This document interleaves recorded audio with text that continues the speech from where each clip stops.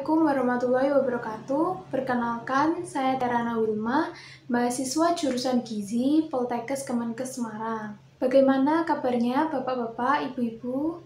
Sehat semua? Semoga Bapak Ibu selalu diberikan kesehatan ya. Baik, pada kesempatan ini saya akan membagikan informasi kepada Bapak dan Ibu terkait dengan isi piringku pada usia 50-64 tahun. Materi yang akan saya sampaikan pada kesempatan ini berjudul Tetap Aktif dan Produktif di Usia Tua dengan Isi Piringku.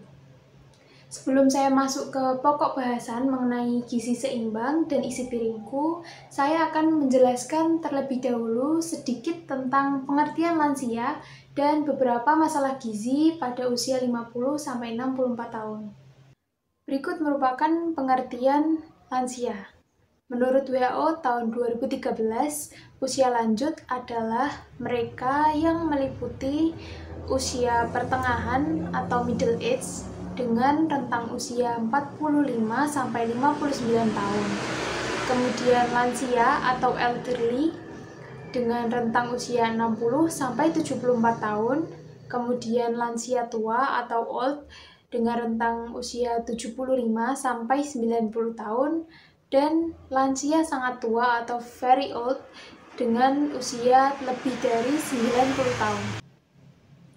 Berikutnya masalah gizi pada usia 50-64 tahun. Yang pertama, gizi lebih. Gizi lebih pada usia 50-64 tahun ini banyak terjadi Bapak Ibu. Salah satunya kebiasaan makan banyak pada waktu muda dapat menyebabkan berat badan berlebih. Apalagi pada usia Bapak Ibu ini penggunaan energinya akan berkurang karena berkurangnya aktivitas fisik. Seperti yang kita ketahui, akibat dari gizi lebih ini adalah kegemukan. Nah, Bapak Ibu, kegemukan ini adalah salah satu pencetus berbagai penyakit, misalnya penyakit jantung, kencing manis, dan darah tinggi. Kemudian yang kedua, gizi kurang. Bapak Ibu, gizi kurang ini sering disebabkan oleh masalah-masalah sosial ekonomi. Selain itu juga karena gangguan penyakit. Bila konsumsi kalori Bapak Ibu terlalu rendah dari yang dibutuhkan akan menyebabkan berat badan kurang dari normal. Dan apabila disertai dengan kekurangan protein, bisa menyebabkan kerusakan-kerusakan sel yang tidak dapat diperbaiki. Akibatnya rambut rontok, daya tahan tubuh terhadap penyakit menurun, dan kemungkinan akan mudah terkena infeksi. Kemudian yang ketiga, kekurangan vitamin. Bila konsumsi buah dan sayuran dalam makanan Bapak Ibu kurang dan ditambah dengan kekurangan protein dalam makanan yang Bapak Ibu konsumsi akan mengakibatkan nafsu makan berkurang, kemudian penglihatan menurun, kulit kering, penampilan menjadi lesu dan tidak bersemangat. Selanjutnya, faktor yang mempengaruhi status gizi pada lansia. Yang pertama, massa otot yang berkurang dan massa lemak yang bertambah. Massa otot yang berkurang dan massa lemak yang bertambah mengakibatkan jumlah cairan tubuh berkurang, sehingga kulit kelihatan mengerut dan kering, kemudian wajah keriput, serta muncul garis-garis menetap. Oleh karena itu, pada usia ini seringkali terlihat kurus. Yang kedua, banyaknya gigi yang sudah tanggal. Dengan banyaknya gigi yang sudah tanggal dapat mengakibatkan gangguan fungsi mengunyah yang dapat berdampak juga pada kurangnya asupan gizi pada usia ini. Yang ketiga, penurunan mobilitas usus dapat menyebabkan gangguan pada saluran pencernaan seperti perut kembung, nyeri yang menurunkan nafsu makan, serta susah buang air besar yang dapat menyebabkan wasir. Keempat, kemampuan motorik menurun. Selain menyebabkan menjadi lamban, kurang aktif, dan kesulitan menyuap makanan, juga dapat mengganggu aktivitas kegiatan sehari-hari. Yang kelima yaitu inkontinensia urin.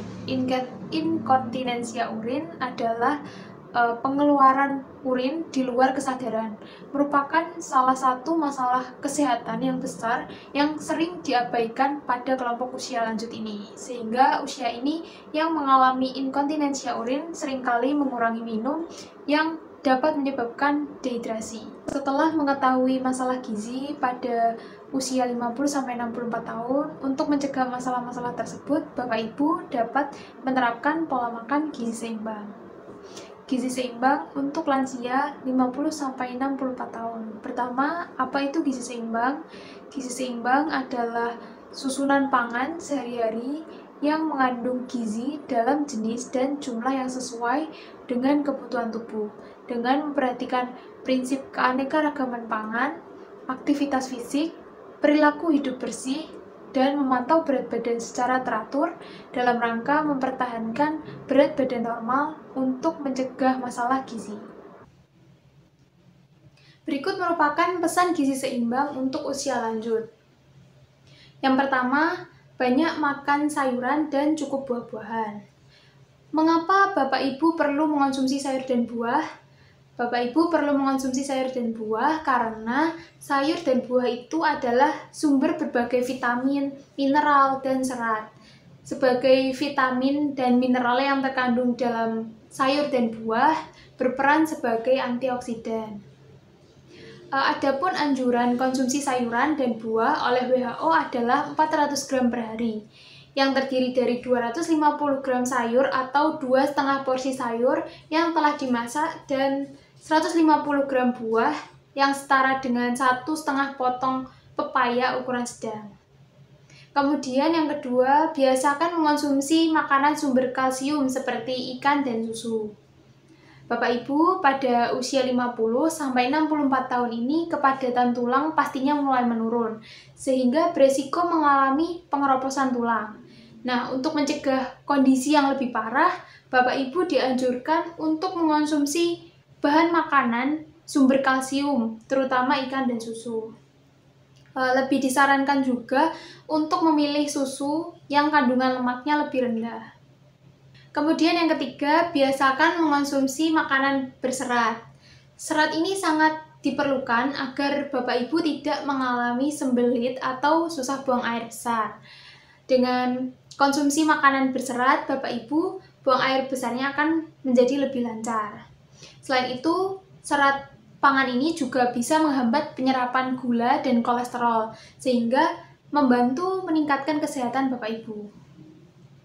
Dianjurkan juga kepada Bapak Ibu untuk mengonsumsi sumber karbohidrat yang masih banyak mengandung serat. Contohnya seperti nasi merah daripada nasi putih, kemudian havermouth, oatmeal, dan roti gandum. Serta dianjurkan juga untuk mengonsumsi sayuran dan buah yang mengandung banyak serat. Kemudian yang keempat, batasi makanan yang mengandung tinggi natrium. Natrium ini, Bapak Ibu, merupakan elektrolit yang mempunyai peran sangat penting. Namun jika jumlah natrium dalam tubuh meningkat, akan mengakibatkan kondisi hipernatremia. Hipernatremia ini dapat mengakibatkan pembengkakan. Selain itu, kadar natrium yang tinggi juga akan memicu terjadinya hipertensi. Nah, untuk mencegahnya, Bapak Ibu bisa mengonsumsi air putih sesuai dengan kebutuhan dan mengonsumsi makanan yang rendah garam. Kemudian yang kelima, minumlah air putih sesuai kebutuhan. Di usia Bapak Ibu ini akan lebih sering mengalami kekurangan maupun kelebihan cairan. Kekurangan pada usia Bapak Ibu dapat mengakibatkan demensia, mudah lupa, kemudian kandungan natrium darah naik sehingga beresiko hipertensi. Begitu pula sebaliknya, kelebihan cairan juga dapat meningkatkan beban bagi jantung dan ginjal Bapak Ibu. Kemudian yang keenam, tetap melakukan aktivitas fisik. Di usia Bapak Ibu ini akan sering mengalami kekakuan otot karena kontraksi dan relaksasi ototnya berkurang. Oleh karena itu, Bapak Ibu dianjurkan untuk melakukan aktivitas fisik yang ringan seperti berjalan, bersepeda, kemudian berkebun, dan melakukan olahraga ringan seperti yoga dan senam lansia. Hal tersebut akan membantu melenturkan otot dan merelaksasi otot. Kemudian baik bagi kesehatan jantung serta menjaga kebugaran tubuh Bapak dan Ibu. Kemudian yang terakhir, batasi konsumsi gula, garam, dan lemak. Bapak Ibu banyak mengonsumsi makanan yang mengandung tinggi gula, garam, dan lemak dapat meningkatkan resiko terhadap timbulnya penyakit hipertensi, stroke, penyakit jantung, kanker, dan diabetes. Selain itu, pada usia Bapak Ibu ini juga beresiko mengalami asam urat yang tinggi. Oleh karena itu, Bapak Ibu, bahan makanan dengan kandungan purin tinggi seperti jeroan, kemudian pink melinjo itu harus dibatasi. Adapun anjuran konsumsi gula untuk Bapak dan Ibu adalah maksimal 4 sendok makan per hari. Kemudian untuk konsumsi garam maksimal 1 sendok teh per hari. Sementara asupan lemak atau minyak maksimal 5 sendok makan per hari. Selanjutnya, hal-hal yang disarankan kepada Bapak dan Ibu, yaitu pertama, makan makanan yang mudah dicerna. Yang kedua, memperhatikan porsi makan. Nah, Bapak Ibu perlu mengatur porsi makannya sehingga tidak terlalu kenyang. Atau bisa dengan cara Bapak Ibu makan lebih sering tetapi dengan porsi yang lebih kecil. Kemudian yang ketiga, dianjurkan mengolah makanan dengan cara dikukus, direbus, atau dipanggang. Jadi, Bapak Ibu harus mengurangi makanan-makanan yang proses pengolahannya dengan cara digoreng. Kemudian keempat, yaitu makan makanan yang mengandung zat besi seperti kacang-kacangan, bayam, dan sayuran hijau. Selanjutnya, pada usia ini tidak dianjurkan untuk yang pertama, minum alkohol. Bapak Ibu tidak dianjurkan untuk minum alkohol. Mengapa? Karena seiring bertambahnya usia, kemampuan tubuh untuk mencerna alkohol itu akan menurun, sehingga bisa menyebabkan berbagai resiko kesehatan seperti tekanan darah tinggi, gagal jantung, kemudian kanker, gangguan liver, hingga kerusakan tulang dan otot. Yang kedua yaitu konsumsi kafein. Nah, Bapak Ibu, kafein ini biasanya ada di dalam kopi, kemudian teh, kemudian coklat. Dampak buruk dari kafein ini adalah dapat meningkatkan rasa cemas, kemudian insomnia atau susah tidur, kemudian kerusakan otot, dan sakit kepala. Kemudian yang ketiga yaitu konsumsi daging dan telur mentah. Bapak Ibu, di dalam daging yang masih mentah biasanya mengandung bakteri yang berbahaya, sehingga jika dikonsumsi dapat membahayakan kesehatan. Sebaiknya jika akan mengonsumsi daging, terutama daging ayam, Bapak Ibu harus memasaknya sehingga benar-benar matang. Kemudian yang keempat, konsumsi soda dan minuman manis.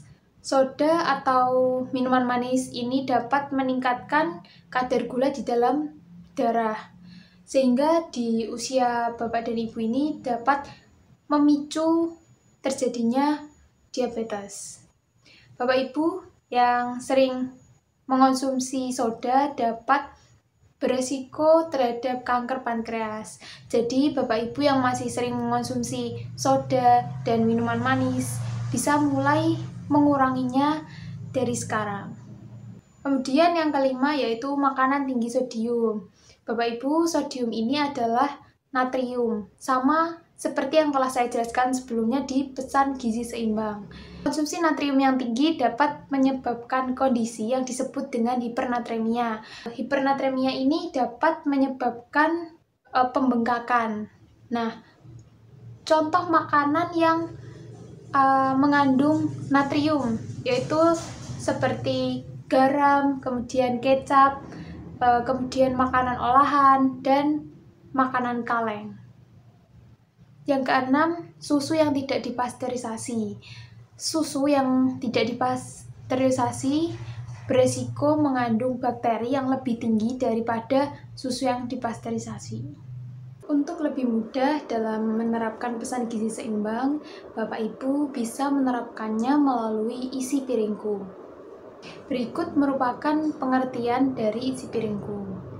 Isi piringku merupakan salah satu panduan makan sehat yang bisa digunakan sebagai acuan sekali makan.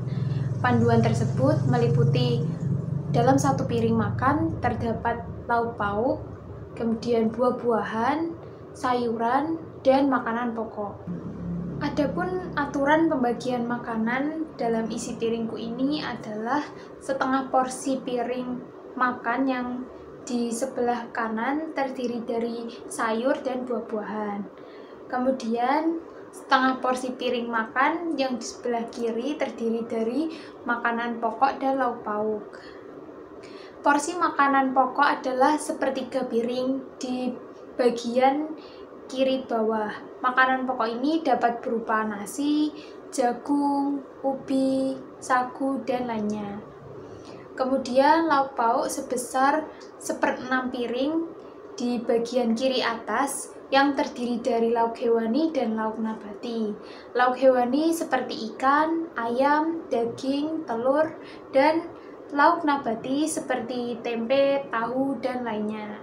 Sedangkan porsi sayur adalah sepertiga piring di bagian kanan bawah yang dapat berupa wortel, terong, kangkung, sawi, dan lainnya. Kemudian sebesar 1/6 piring buah di bagian kanan atas yang dapat berupa pepaya, pisang, jeruk, dan lainnya. Nah, Bapak Ibu, selain berkaitan dengan porsi makanan bergizi seimbang, isi piringku ini juga menekankan pentingnya cuci tangan pakai sabun, kemudian aktivitas fisik 30 menit per hari, minum air 8 gelas sehari, dan rutin memantau berat badan. Berikut merupakan contoh penerapan isi piringku. Pada gambar terlihat sepertiga piring di bagian kiri bawah berisi dengan makanan pokok yaitu nasi. Kemudian 1/6 bagian di atas bagian makanan pokok atau nasi ini terdapat lauk hewani dan lauk nabati. Lauk hewaninya yaitu ayam dan lauk nabatinya yaitu tahu. Kemudian di sebelah makanan pokok terdapat sepertiga piring sayuran. Dan di atas sayuran terdapat 1/6 piring bagian buah-buahan, yaitu buahnya di sini contohnya jeruk. Berikut merupakan contoh menu makan sehari untuk usia Bapak Ibu saat ini. Yang pertama, menu makan pagi yaitu bubur ayam komplit 1 mangkuk. Kemudian selingan pagi bisa dengan puding 1 potong. Lalu makan siang bisa dengan nasi 1 piring, perkedel daging cincang 1 potong, pepes tahu 1 potong, sayur bening bayam 1 mangkuk, dan semangka 1 potong. Selanjutnya, untuk selingan sore bisa dengan nagasari 1 buah. Dan untuk makan malamnya bisa dengan nasi 1 piring, pindang telur 1 butir, tempe goreng 1 potong, tumis sayur 1 mangkuk, dan pepaya 1 potong. Yang terakhir adalah manfaat isi piringku untuk usia 50-64 tahun. Bapak Ibu, isi piringku ini tidak hanya sekedar panduan makan sehat, tetapi banyak manfaat yang bisa Bapak Ibu dapatkan dengan menerapkan pola makan sesuai isi piringku. Manfaat tersebut antara lain, yang pertama, dapat mengurangi resiko penyakit tidak menular seperti jantung, stroke, hipertensi. Kemudian yang kedua, dapat mempertajam pikiran, kemudian menjaga sistem imun tubuh, kemudian mempertahankan fungsi tubuh sehingga tetap produktif di usia lanjut, dan yang terakhir mencegah terjadinya masalah gizi. Bapak Ibu, dari beberapa informasi yang saya sampaikan tadi dapat ditarik kesimpulan bahwa isi piringku memiliki banyak manfaat, terutama bagi usia Bapak Ibu saat ini. Isi piringku juga merupakan panduan yang mudah untuk menerapkan pesan gizi seimbang. Dengan isi piringku, Bapak Ibu bisa terhindar dari masalah-masalah gizi serta berbagai macam penyakit degeneratif. Jadi, Bapak Ibu, tunggu apa lagi?